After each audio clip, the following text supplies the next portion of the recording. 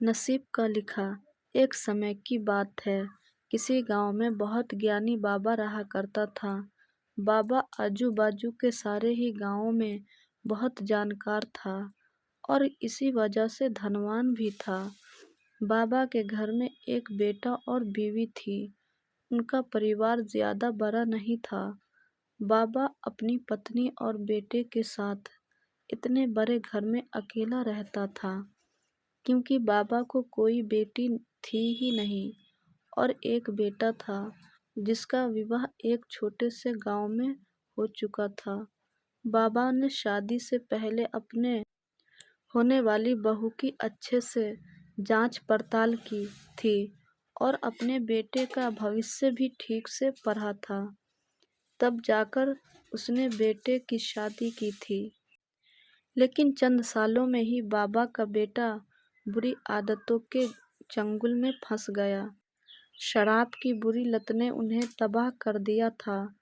अपने बेटे की ऐसी हालत देखकर बाबा की पत्नी काफी दुखी होती थी और अक्सर बाबा को कहा करती थी, तुम जाकर उनकी मदद कराओ। बाबा हमेशा अपनी बीवी को यह कहकर उनकी मदद करने के लिए मना कर देता था कि अभी कुछ समय तक उनका बुरा वक्त चलना है। हम चाहे कितनी ही कोशिश कर ले, जो उनके नसीब में नहीं है वह उन्हें नहीं मिल पाएगा।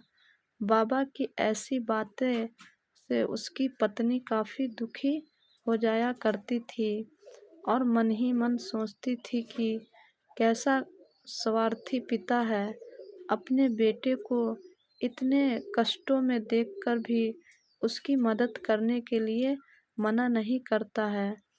आखिर भगवान ने जो इतना सारा धन दिया है उसका क्या करेंगे।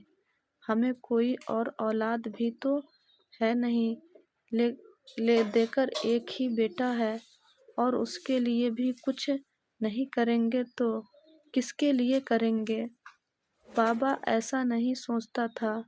ऐसा नहीं है कि बाबा अपने बेटे से प्रेम नहीं करता था, लेकिन उसने अपने बेटे की कुंडली इतने अच्छे से पढ़ी थी और वह यह पहले से ही जानता था कि वह चाहे किसी भी लड़की से शादी कर ले, और मन ही मन सोचती थी कि कैसा स्वार्थी पिता है, अपने बेटे को इतने कष्टों में देखकर भी उसकी मदद करने के लिए मना नहीं करता है। आखिर भगवान ने जो इतना सारा धन दिया है उसका क्या करेंगे। हमें कोई और औलाद भी तो नहीं है, ले देकर एक ही बेटा है और उसके लिए भी कुछ नहीं करेंगे तो किसके लिए करेंगे। बाबा ऐसा नहीं सोचता था। ऐसा नहीं है कि बाबा अपने बेटे से प्रेम नहीं करता था, लेकिन उसने अपने बेटे की कुंडली इतने अच्छे से पढ़ी थी और वह यह पहले से ही जानता था कि वह चाहे किसी भी लड़की से शादी कर ले, कुछ आर्थिक सहायता हो सके।